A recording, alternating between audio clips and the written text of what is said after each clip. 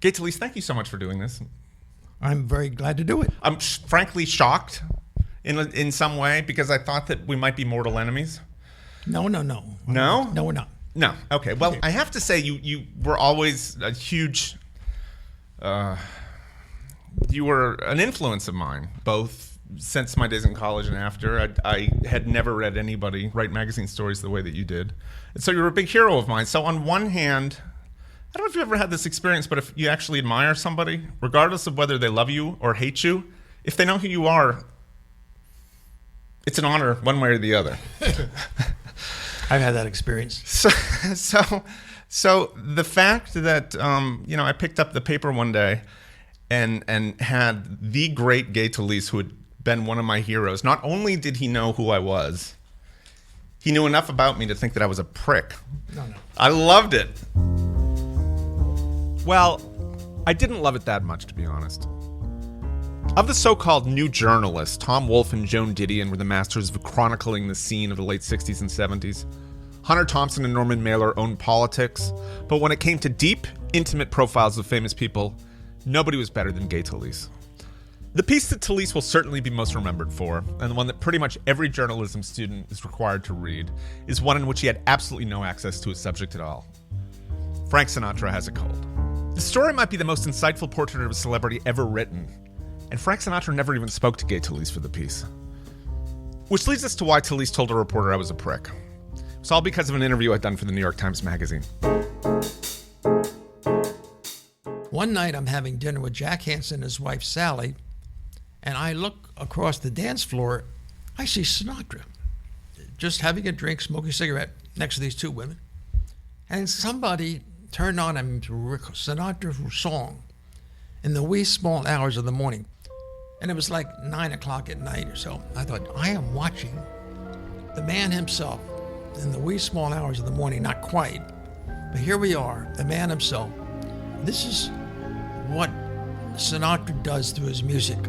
In the wee small hours of the morning.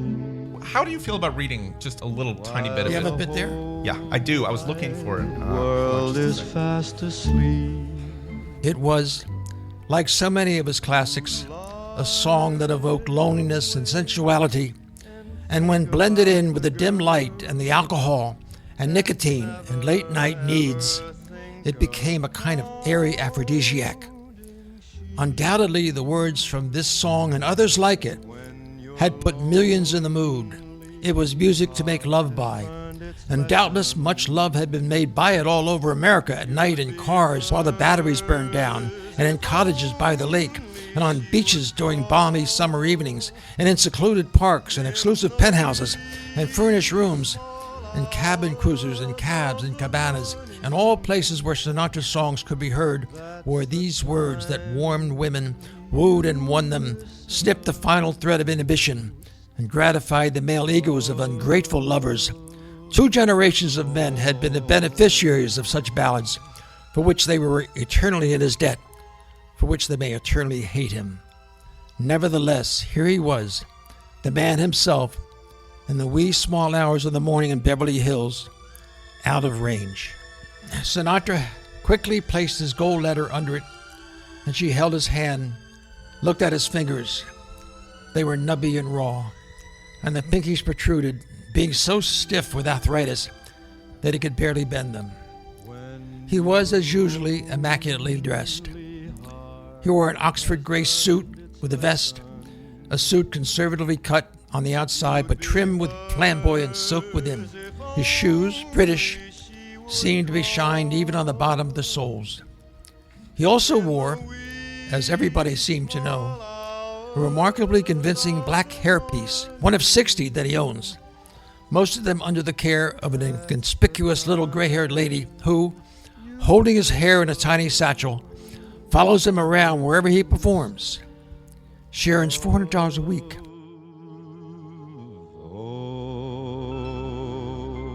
Now, the lady carrying around the hair pieces was one of these details that always stuck with me, because I thought it was one of the coolest things I'd ever heard in my life. And when I was working for the New York Times and doing interviews, I did an interview in 2011 with Barbara Sinatra, who recently passed away, not loved by Frank's daughters. But she had written a book called Lady Blue Eyes. And I felt like the book was not honest in certain ways because she had neglected to even mention the fact that he had children. I think that she might have mentioned Frank Jr., but she made a point of not mentioning either of the daughters. She wrote about Frank's hair, and it didn't ring true to me, and I asked her about it, and this is where you and I guess, met. Can I play the part of Barbara talking? Sure. Okay, here we go. This is Barbara Sinatra. But I don't know that that's true. I don't think it's true. Because he never had a lady comb his hair or brush his hair. He always had men. So right there, that's a lie. So so he didn't wear a hairpiece until after he turned 65? I don't remember when he started wearing it. Okay. But he never wore it at home, and he never wore it when we were with friends. I thought that it was something that he wore from very early on, but it was surprising. No, that's not true. That's not true. Not true. So I thought when I was doing this interview and when we ran her response that it would be fairly obvious to readers that Gay Talese, perhaps the finest reporter who ever lived, would probably be a better source on whether Frank Sinatra wore the toupees than his wife, who obviously wanted to protect his memory. You didn't feel that way. We ran those comments pretty much unedited, and you felt like it suggested that perhaps you had been mistaken, and that was never my intent. Well, I didn't know what your intent was, but I knew that she was wrong. And after that appeared in the New York Times, not only do I have notes, I save everything. I have files. I go back to my 1966 files, and I looked up the Sinatra piece, and there's my sources.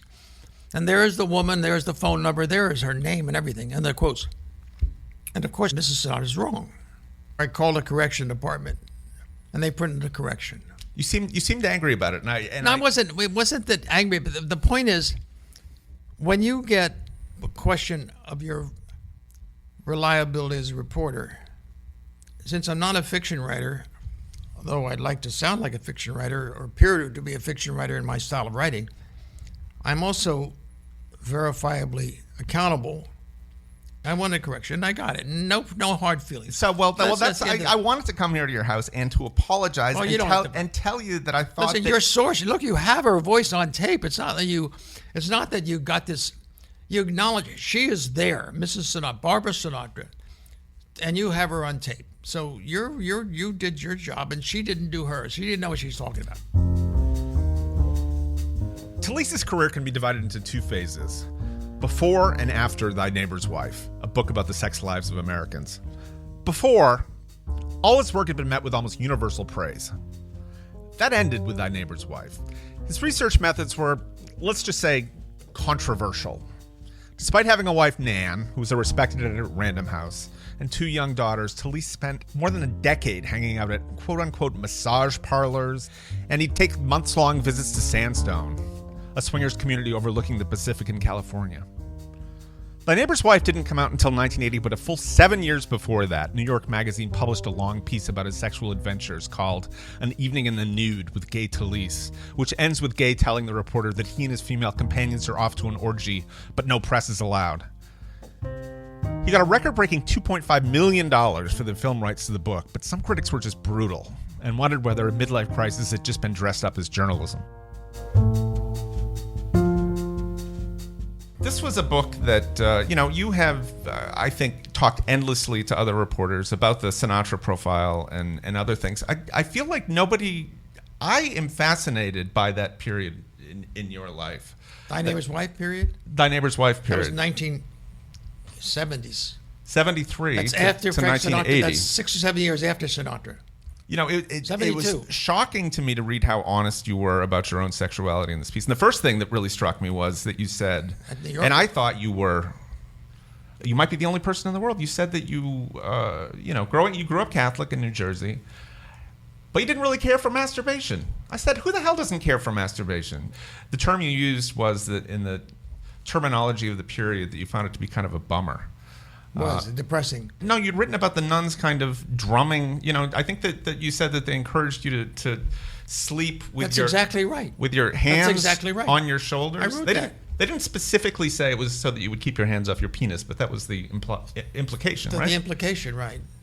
And But did they sort of beat out the interest to touch yourself? I would think I would want to touch myself more if somebody told me not to touch myself. Well, you're Philip Roth, and I'm not. I mean, it's just, you're a Jewish guy. I mean, who knows? I mean, Philip Roth would have made a different story out of it, but I'm trying to tell you the truth. No, I appreciate And that. I didn't have a lot of sexual experience. I didn't. Mm-hmm. I didn't have any sex until I was around 20. I never had an affair in high school. I never had any date in high school. I never went out in high school with anybody. I was a reporter. I went to the dances as a reporter. Mm-hmm. I was covering the goddamn high school news for my weekly newspaper in my hometown, Ocean City, New Jersey. It's a weekly newspaper. I was always an observer. I was always a voyeur. I was always a sideline person. I was never a participant in sports, in social life, academic life. I was never a good student. I was never a good sports athlete. I was never a good lover. I never had a date. I never could dance. I never even learned how to dance. I still don't know how to dance. I was out of it. The only thing I was writing about other people, covering other people, seeing my life through other people. That was when I was 15, 16, 17. I wasn't into sex. I never was into sex. All the sex, really, sex is overrated. Sex is terrific for like an hour. And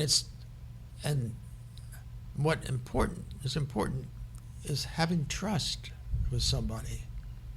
Trusting somebody. That is really important. But you're somebody who ultimately had a lot of sex. Can somebody who hasn't That doesn't mean anything. It means nothing. I mean, It never went my head. But don't you think that only somebody who's had like probably their fill of sex can say sex is not all it's cracked up to be?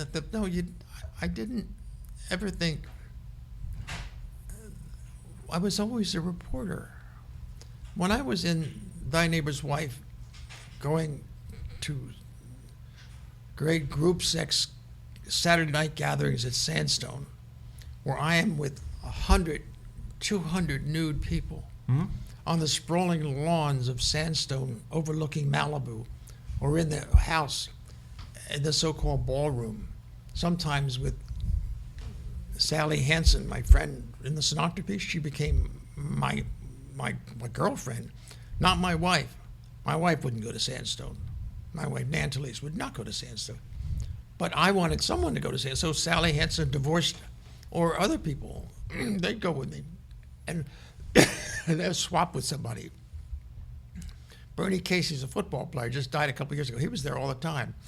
Motown, Barry Gordy was there all the time. Daniel Ellsberg, famous New York Times Pentagon paper, he was there. Was he really? Daniel Ellsberg was there. Okay, so what a person who's never been to an orgy imagines is, first of all, I would be afraid that my penis were smaller than everybody else's. You know, it doesn't matter. It doesn't matter?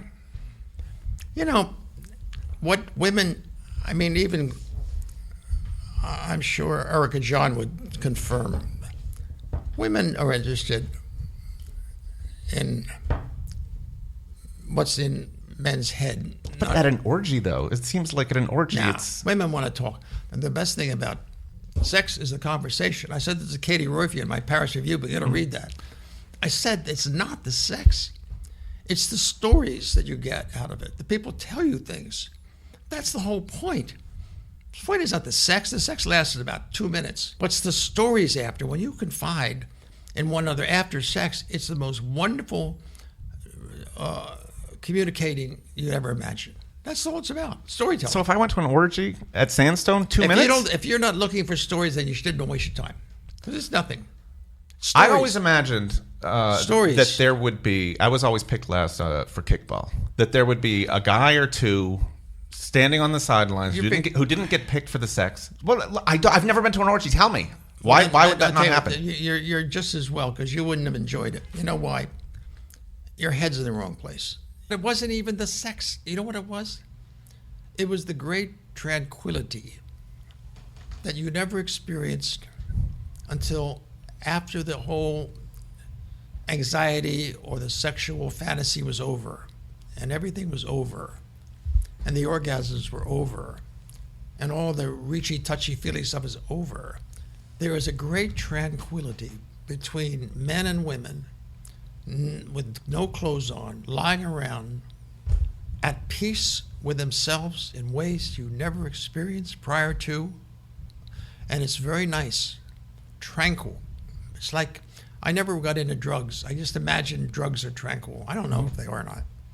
But I can tell you that when you're with a group of people that you like, genuinely like, and I was very comfortable there, and I'd call my wife and tell her about it, and I knew I was going to write about it. I did write about it. I didn't lie in this fucking book.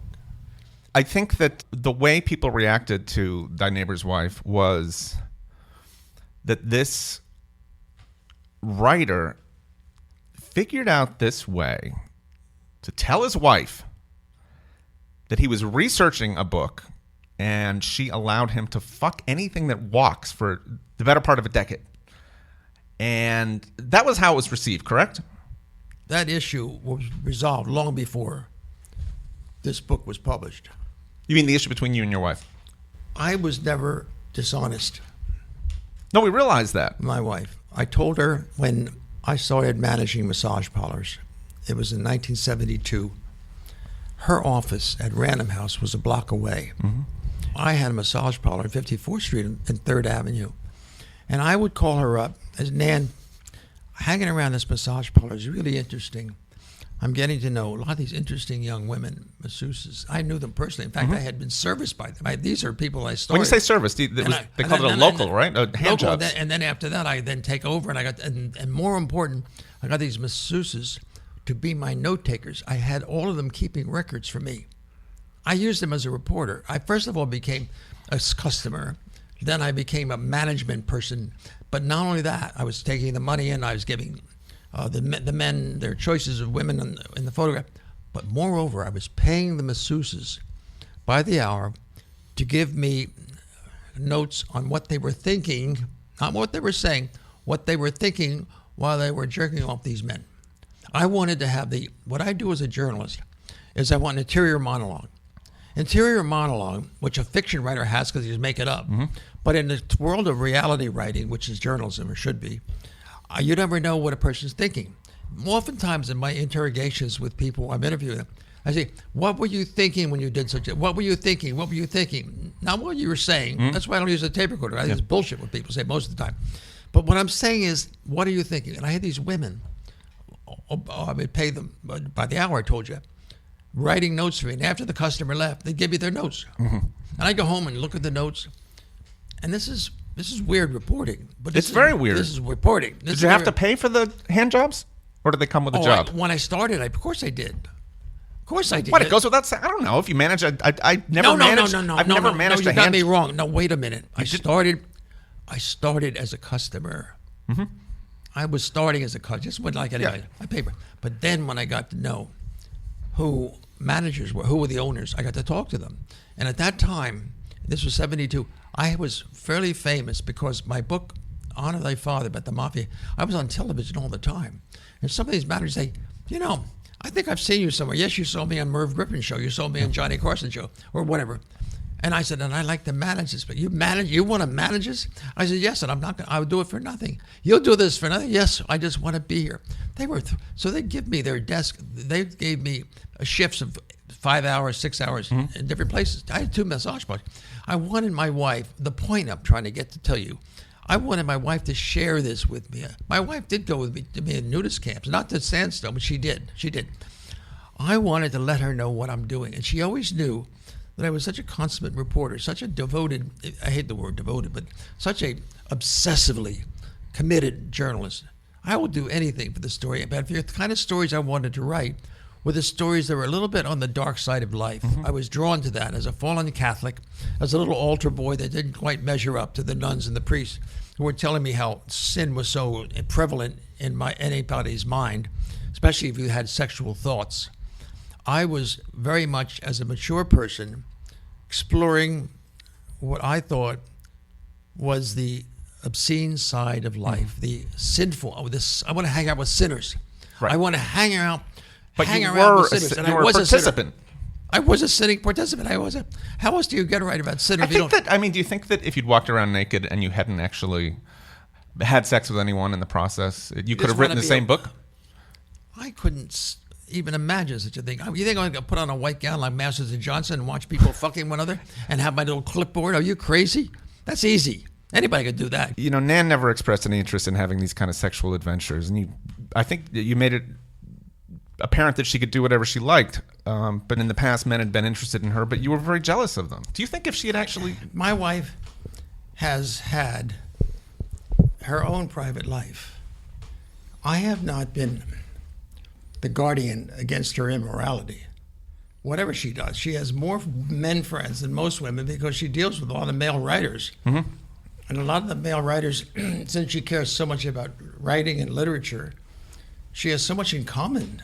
I mean, a lot of men through the years. I mean, this is... But you're not suggesting. But you're not suggesting that your wife has slept with these authors. Do you think I'm so stupid as to think that I know what her private life is like? Do you actually think I'm so stupid to think I know about the private life of anybody, my wife included? I know that life is so mysterious, you never know. Just before Thy Neighbor's Wife came out, Talese got a letter in the mail postmarked Aurora, Colorado. A guy named Gerald Foos wrote that he had been spying on couples in the motel he owned. He invited Talese to come watch. At the time, Foos wouldn't let Talese use his real name for his story. But then more than 30 years later, Foos changed his mind. In 2016, The New Yorker published an excerpt of Talese's newest book, The Voyeur's Motel, about Talese's 1980 visit to the motel and Foos's decades-long peeping Tom habit. The story was fascinating, creepy, and an immediate sensation.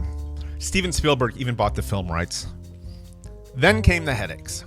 Just before the book came out, the Washington Post discovered that Foos might have been making up some of his so-called research, including a murder he claimed he'd witnessed from above. I'm not going to promote this book, Talese told the Post. How dare I promote it when its credibility is down the toilet? Things got even messier when Netflix announced the release of Voyeur, a documentary about Foos and Talese's unique relationship. Let's talk about The Voyeur. Yep. And The Voyeur's Motel. There's a new Netflix documentary about your relationship with... His name is Gerald Foos. Gerald Foos. F-O-O-S, Foos. Can I have you read just a tiny little bit of the piece? I want to read a bit. Let me get glasses on. I want to read the bit where you first in 1980, after Gerald Foos gets in touch with you, he hears about your groundbreaking book, and you talked a lot about the fact that you were doing Thy Neighbor's Wife. Yeah. And he reached out to you and said, hey, do you want to meet a voyeur? I've been watching all these people. Like you could learn more. Too bad. You essentially saying, you wish I'd known you're doing that. I could have helped you. So you go Yeah. to Colorado. And you actually meet with him, and the first thing you say to him is, "Am I going to be able to watch?" And he says, "Yes, let's watch tonight." That's why I went out there. There's a very attractive couple, in fact. Yeah, that's right. Okay, so can you read here? This is the first. And the reason. How many times did you go up with him and watch people? 4 times. 4 times. I was there 4 nights. I was there when I. Was there as much action every night than there was this night? No, Andrew. The point, what's very compelling about this is how boring it is. One of the things that I have learned as a journalist, in order to get your story, sometimes you have to be bored and be around boring people. If you are a long It's like filmmaking. There's nothing more boring than being on a film set. There's nothing more boring than being a journalist of my kind that hangs around for years with the same people, whether they're mafia people sitting around being boring in the afternoon, like Bill Bonanno's gangster family was. All those people I was with at that nudist camp are boring. The people, it's wonderful when you can have a Charlie Rose show and you interview one more interesting person than another. It was a filmmaker, a beautiful actress, or President of the United States, or some Secretary of State. Or Gay Talese. Oh, yeah, but when you're talking to ordinary people, they're living, more often than not, boring lives. I say in the book, one of the reasons we need fiction, when we need poetry, when we need films, is because people have to be relieved of the tedium of reality. So how many sexual encounters did you see from above? I probably saw 3. Now, he said that he would often masturbate up there. Did he masturbate while you were up there? Oh, no. No? No. Did you find it? Okay, I want you to read this. Just read this. But I want you. I'll do it. But I want you to understand. So, because you put this together, I want you to have the perspective of what it is that governs my thinking. I had been more exposed to sexual visual than him. Yeah. Okay. Where from I noticed? Yes. This is the first time you witnessed anything in the motel. I noticed what Gerald Foos was doing, and I did the same. I lowered myself to my knees and began to crawl toward the nearby lighted area. And then I stretched my neck to the maximum in order to see as much as I could see while peeking down through the vent, nearly butting heads with Gerald Foos as I did so. And finally, what I saw was an attractive nude couple spread out on the bed, engaged in oral sex. I watched for a few moments, and then Gerald Foos raised his head up from the vent and smiled at me while giving a thumbs-up sign.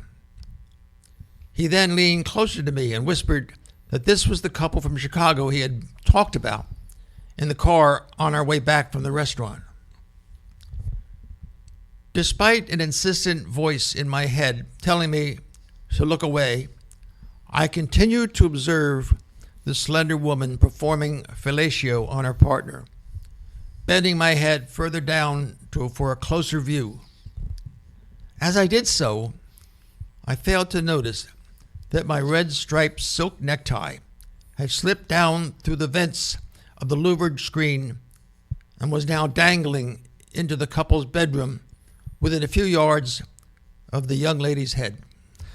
Now, this is a wonderful lesson, which is if you're ever going to be a pervert, make sure you're not well dressed, that you do not wear a tie when you're spying on people. Didn't have much experience. You didn't bring with you a voyeur outfit? Are you kidding? I wear the same thing whether I'm talking to a voyeur, I'm talking to Condoleezza Rice. Would you consider it kind of a fraught project, the whole thing? Because I was very surprised to read in November of last year. I picked up, I think it was the Hollywood Reporter, and Spielberg had bought the rights to the book for, there was a, $1 million after it was excerpted in the New Yorker. Yeah. And it was an unbelievable piece about your relationship dating back to 1980 with this man who had a motel. Right. And I'll ask you a little bit about him, but the story was that they had gone a fairly long way into developing this into a motion picture. Sam Mendes, they wrote the director. The script was completed, I'm told. They had gone a long way down the road towards developing this picture, and it looked like it was fast-tracked to be a major motion picture in theaters. And then all of a sudden, they hear tell of a documentary. That's true, and I was blamed for broadsiding them. And can I tell you what happened? Yeah, no, I'd love to know. What happened was, 3 years before the New Yorker published that excerpt, The Voyeur's Motel, 3 years, I was writing a piece on the manager of the Yankees named Joe Girardi for the New Yorker. I did a profile on him. Mm-hmm. And after I finished that profile, the New Yorker video man, Miles Kane, came over with a crew, did a little interview with me and with pictures in my bunker where I work. My name is Gay Talese. I have been a reporter probably for 70 plus years. I'm 80 now, and I started when I was about 15 and 16 as a high school reporter. And I work pretty much now as I did when I was a young person. That week, the New Yorker featured it. It was very nice. A week or 2 or 3 later, he's got a good response. Gay, I'd like to do more. You'd like to do? Yeah, I'd like to follow you around and do more on how you work as a reporter, as a nonfiction writer. I said, sure. Who would be interested? He said, well, a lot of journalism. I said, yeah, journalism students would be interested in this. Journalism class, written nonfiction, the art of hanging out. Okay, this started in 2014, and I was then doing an assignment on the Voyeur. This is crazy because I knew this guy in 1980. I went out to the Voyeur's motel. I went up there with him. I was a voyeur. I saw what he saw, everything he wrote, which he kept notes. I says, I've seen that stuff. But the problem is that guy won't let me use his name. And I don't, as a reporter, do not keep secrets from my readers. And if you don't give me your name, I'm not going to write about you. I don't say, unknown sources or composite characters. He wouldn't give me his name. Why would he? Go to jail. He's violating people's privacy by the dozens of cases. 30 years pass. I only saw him for 4 days in 1980. And then somewhere in 2015, He said, Gay, I get a phone call. My lawyers tell me that the statute of limitations after 8 years or 9 years, and I sold my motels years ago. I'm free. I won't go to jail. So if you still want to do that thing that we talked about way back in 1980, I said, Gerald, it's going to be clear. You're not going to see this. I'll come out to interview you, but your name has got to be there. You can't change your mind. No, I won't change my mind. I want it written. I'm the world's greatest voyeur, and I'm proud of it. You are? Okay, fine. So I go out there. The place was outside of Denver. I think it's called Aurora. Mm-hmm. I think I went there 3 or 4 times. Miles Kane said, well, you have this assignment. Do you mind if we go and watch you interview the voyeur? I said, he's not going to allow this. Oh, well, it'd be great for our piece. Yeah, ironically, as somebody who watches, you felt like he would be uncomfortable being watched. Well, considering because you see, I wasn't going to give his address away. I was taking his name. Yeah. And I didn't want him to have some lunatic, some moral, blow his house up or kill him. Right. I mean, he's really a disgusting guy. And it could be that some vigilantes, moral vigilantes, would go blow up his, who knows? I had his name, but I wasn't going to tell you, give his address in the magazine piece, obviously. Then what happened? The voyeur said, Gay, as you noticed in the basement of my house, which I have a great collection of sports memorabilia. And he showed me he had a couple hundred baseballs signed by Ty Cobb and Ted Williams. This is in the book. Was it Honus Wagner? Honus Wagner and all the other stuff. He said, I'd like to sell it. Can you help me sell it? I said, how can I help you sell it? Well, get it on the television. I said, I can't get it on it's television. Amazing. Everybody's got an angle. But I said, but these guys that are hanging around with me, they're doing a documentary on me, and maybe they'll come and take pictures of you and they'll let you have the tape and you can get it on the internet. That was the deal. They come out, the camera people, they get this guy, they interview him, and I'm interviewing him about his baseball collection and his baseball and football and basketball, and everything there. His whole basement house was like a museum. And the idea was going to then use it and put it on the internet and maybe find somebody to buy his stuff because he thought it was worth a lot of money. That's how it started. But what happened was, now he feels comfortable with these people. So what they did was then start hanging around with me while I'm interviewing the voyeur. Mm-hmm. The documentary people were really then getting to know the voyeur. And I said more than once, let's wait a minute. Are you doing it based, the other was about my reporting. Yes, it is about your reporting. But don't make it about the voyeur because I don't want him to dominate the story because he's not a very attractive guy. I can write about him. And his pictures will, of course, appear, but I don't think I want to share the limelight with his voyeur. That's interesting. Were you somewhat jealous of the attention that he was getting when they were? I was worried about it. You were worried? I was worried about it because I thought I was doing a serious documentary of reporting for journalism classes. Right. No, don't worry. So it's interesting your judgment of him as being disgusting because you withhold it, I think, somewhat in the book. Hugh Hefner was considered disgusting when I was with him. I'm talking about back in the 1950s. Hugh Hefner, what? Hugh Hefner was considered disgusting back in the early days. I'm just making a comparison. Relatively speaking, Hefner was not a revered figure. Right. Especially in the 1960s, 50s when I started. A voyeur is not a revered figure. The voyeur is peeking in on the private lives of people. And that's not very nice, is it? No, it's not. No. And I'm writing about it. Yeah. And I'm not very nice either, but I'm writing about him because he's a kind of Gay Talese character. But now they got the cameras involved, and they're now watching me watch the voyeur, which is kind of interesting. But what I'm thinking about is I'm not sure this is going to work out for me. However, then I finished the piece. The editor of the New Yorker held it, edited it. For almost, was it 2 years or something? Almost, yeah, they did. Did you think they were going to kill it? Because 2 years, even no, I wasn't. No, it's going to work, it's going to work. But I'm worried that he's going to die. What I was worrying about, because he's my age, I'm 85. So I was like 83 then, and he was younger, but he's fat, and he had diabetes, and he didn't walk very well. I thought, this guy's going to die, for Christ's sake, before this piece gets published. I wanted him to be alive, because I want to say the voyeur is right there, and his wife is there. Right. I didn't want to use his address, but I'm looking at from my point of view, I want this piece to appear when he's alive. Yeah, because otherwise you think they would have said, "Oh, this could be." I cooked. made it up. Well, you know, Who the hell would really? Do you think? well, I mean, look, I wanted the piece to be I understand. alive. Okay? I understand. Okay. Totally. Then what happened is that Spielberg sees this piece or somebody. They go to my agent, Lynn Nesbitt. They offer $1 million. Fine. Great. Isn't that great? Yeah, great. Great. Then, meanwhile, a month goes by. And that's just the option, correct? If they make it a film, you get more. Is that correct or no? I don't know. Yeah. I think it's $1 million. And then what happened?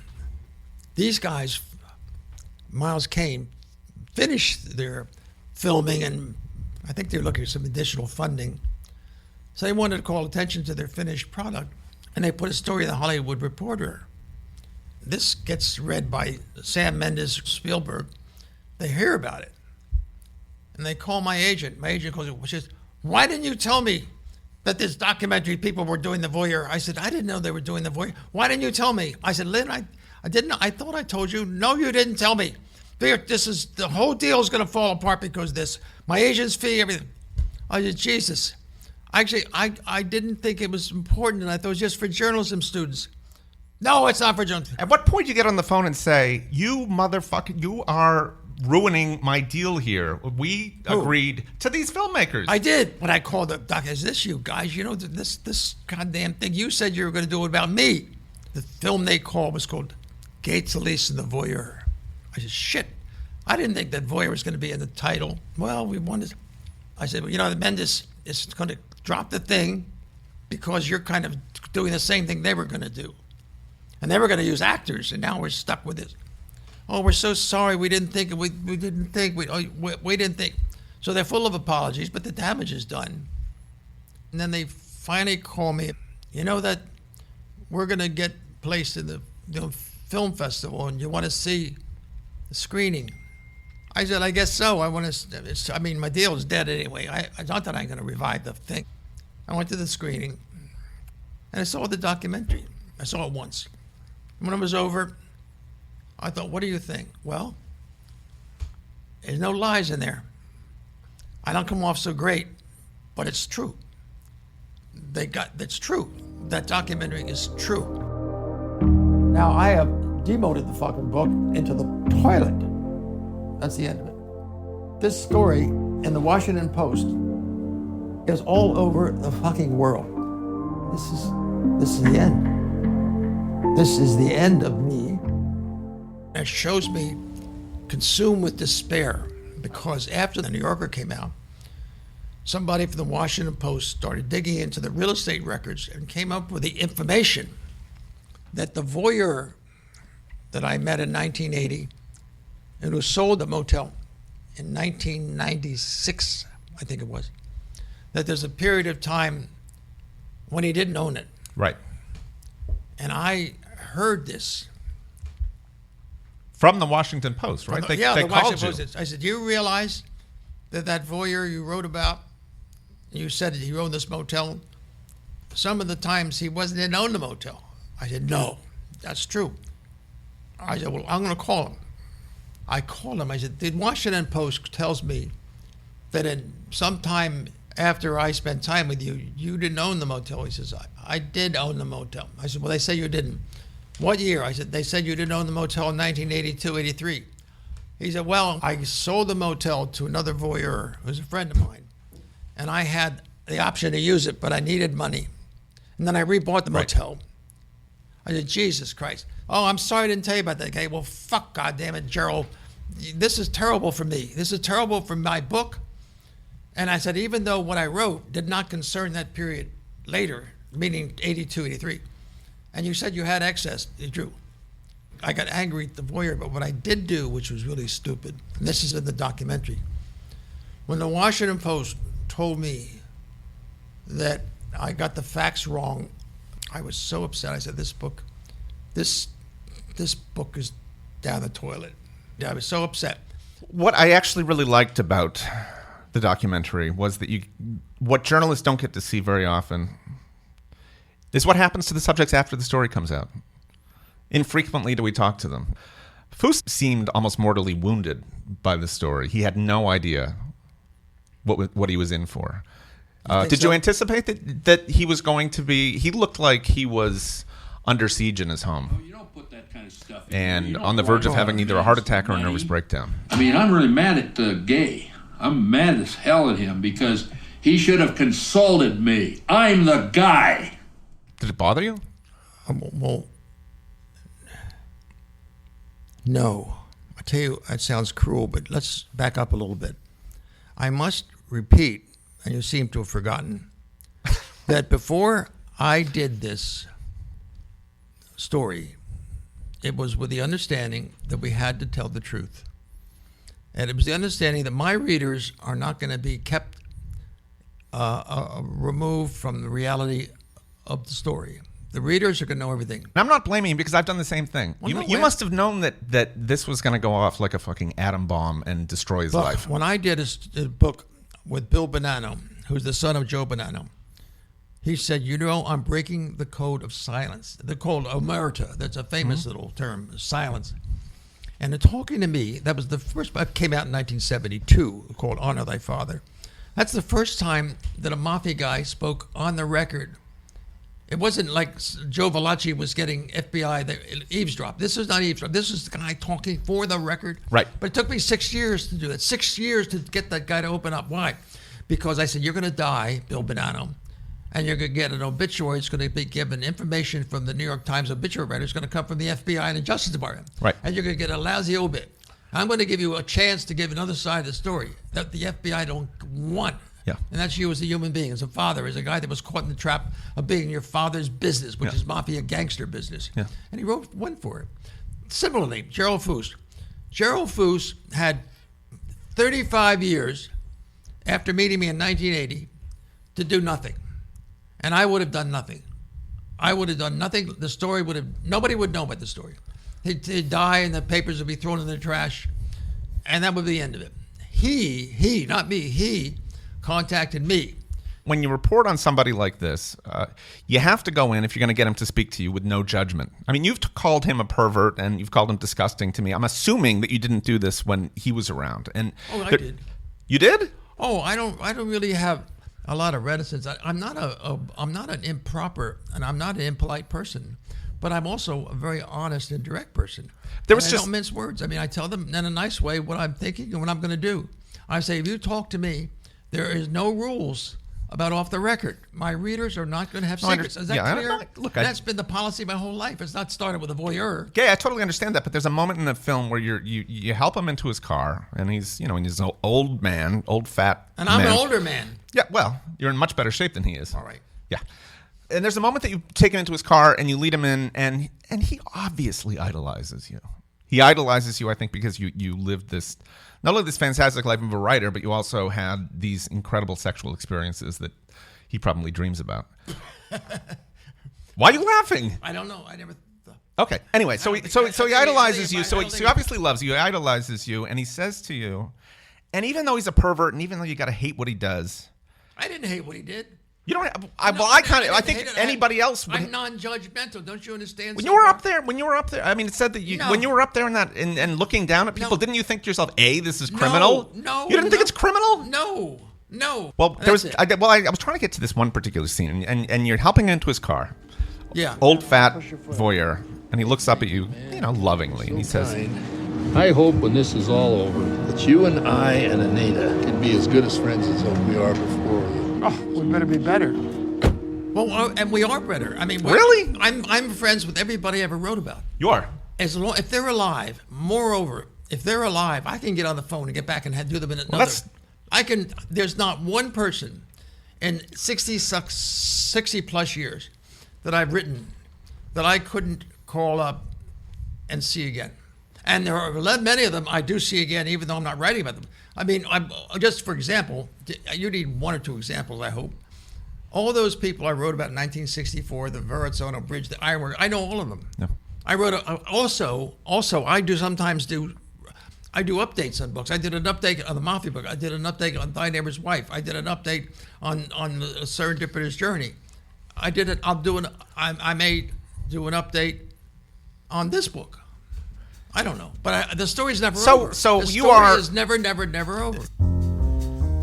Talese is currently working on a memoir about his 50-plus year marriage, but no release date has been announced. He plans to open the book in 1980, the year Thy Neighbor's Wife was published. Gay Talese is 86 years old. His wife, Nan, is 84. Thanks for listening to The Originals. I'm Andrew Goldman. This episode was produced by myself and Mickey Capper. Special thanks to Bobby Zarum and, of course, Gay and Nan Talese.